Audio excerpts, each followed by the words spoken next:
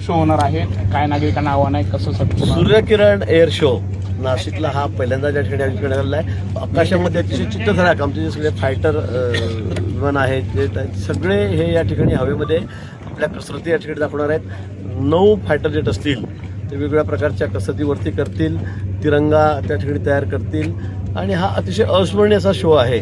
मला वाटतं की ही संधी कोणीही गमवू नये. लहान मुलं असतील, विशेष करून शाळकरी असतील, महाविद्यालयातले असतील, तरुण असतील, सगळ्या आबालवृद्धांनी बघावा असा हा चित्तथरारक शो आहे. आमचे जे अतिशय नामांकित फायटर आहेत, सगळे ते वैमानिक आहेत, ते या ठिकाणी आपल्या कसरती हे अतिशय सिलेक्टेड असे लोक आहेत त्या ठिकाणी आलेले आणि ते आपला शो या ठिकाणी दाखवणार आहेत.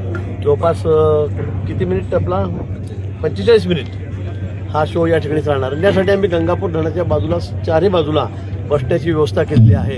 30,000 लोक एकावेळी बसू शकतील आणि 2 दिवस हा शो या ठिकाणी झाला, म्हणजे 60,000 लोकांनी हा शो बघावा अशी व्यवस्था या ठिकाणी करण्यात आलेली आहे. गेल्या वेळी चेन्नईला हा शो झाला होता, त्यावेळेला खूप चेंगराचेंगरी झाली, खूप गर्दी झाली होती आणि त्यात 5-7 लोक मृत्युमुखी पडले होते आणि ती सगळी काळजी घेऊन आम्ही हे सगळे 10,000 चेअर सगळे वेगवेगळ्या ठिकाणी विभागून लावले. त्या ठिकाणी एकाच वेळेला लाखो लोक या ठिकाणी एकत्र आले होते म्हणून ही दुर्घटना घडली होती. सगळी काळजी आम्ही घेतलेली आहे.